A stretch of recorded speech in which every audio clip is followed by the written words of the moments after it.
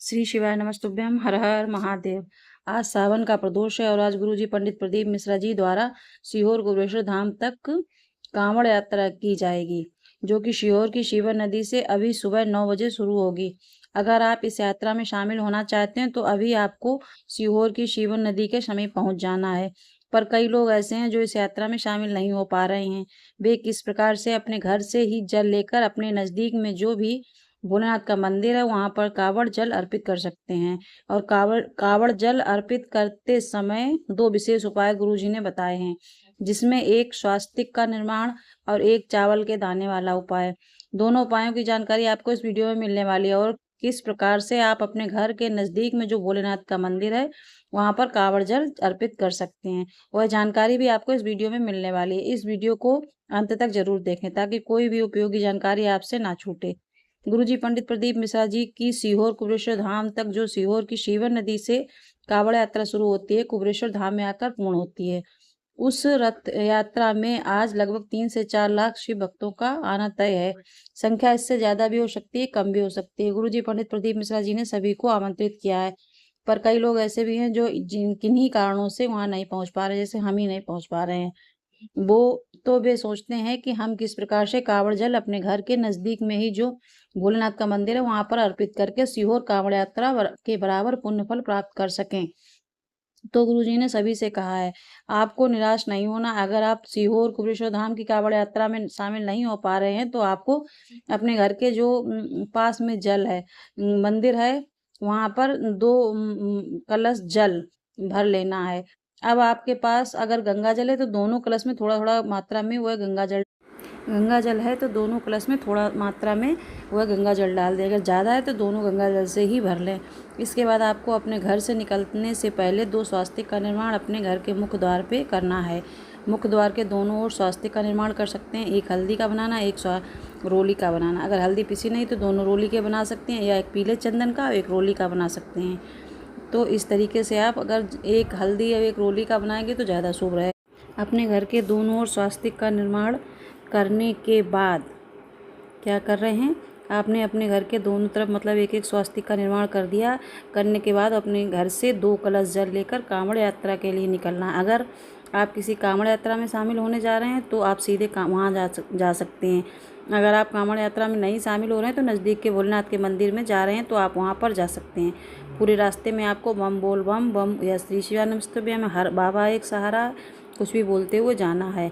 इस प्रकार से भोलेनाथ के नाम का जाप मंत्र करते हुए आपको घर के नज़दीक में जो भी भोलेनाथ का मंदिर हो वहाँ तक 2 कलश का जल लेकर पहुँचना है। अब जब आप भोलेनाथ के मंदिर पहुँच जाएं, वहाँ पहुँचने के बाद आपको भोलेनाथ के शिवलिंग पर श्री शिवाय नमस्तुभ्यम बोलते हुए, नमः शिवाय ओम बोलते हुए, ओम नमः शिवाय बोलते हुए दोनों कलश का जल एक साथ शिवलिंग पे अर्पित कर देना। ये कांवड़ जल अर्पित करने का एक विशेष तरीका है। गुरुजी पंडित प्रदीप मिश्रा जी ने इसी प्रकार से शिवलिंग पर कांवड़ जल अर्पित करने को कहा है। दोनों कलश या जल अर्पित करने के बाद आप एक कलश जल में थोड़ी सी मात्रा प्राप्त कर लें और उसके बाद आपको अपने घर आना है।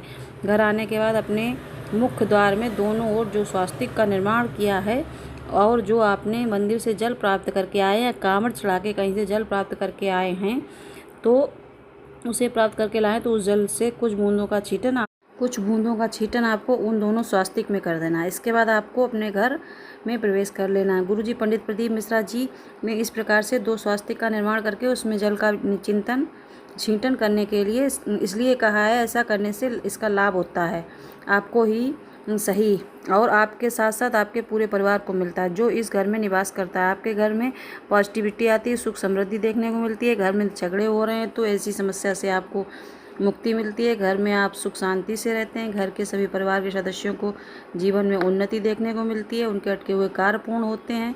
तो अगर आप सीहोर की कावड़ यात्रा में जा रहे हैं तो भी ये उपाय कर सकते हैं। किसी अन्य स्थान की कावड़ यात्रा पर जा रहे हैं तो भी ये उपाय कर सकते हैं। और अगर कहीं नहीं जा पा रहे हैं तो अपने घर पर ही रहते हुए उपाय कर सकते हैं। आप बढ़ते हैं चावल के दाने की पोटली वाला उपाय।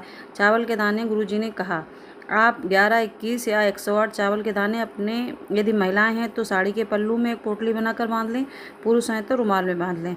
और जब कांवड़ जल चढ़ाने आप किसी भगवान के मंदिर जाएंगे, देवालय जाएंगे या किसी शिवलिंग के समीप जाएंगे या फिर किसी तीर्थ स्थान में जाएंगे तो वह चावल के दाने आपको अपनी कामना करते हो, कामना कोई भी हो सकती है, संतान प्राप्ति मनोकामना, कोई भी धन प्राप्ति, कर्ज मुक्ति, रोग मुक्ति कोई भी हो सकती है। शीघ्र विवाह की कामना करते हुए चावल के दाने आपको शिवलिंग पर कांवड़ जल चढ़ाने के बाद अर्पित कर देना है। बस इतना ही करना है आपको। ये वह चावल के दाने अपनी कामना करते हुए करना है। कामना करने से पहले आप और कामना करने के बाद श्री शिवाय नमस्तुभ्यम जरूर बोलें, या फिर आप नमः शिवाय भी बोल सकते हैं, या फिर ओम नमः शिवाय भी बोल सकते हैं, या फिर हर हर महादेव भी बोल सकते हैं।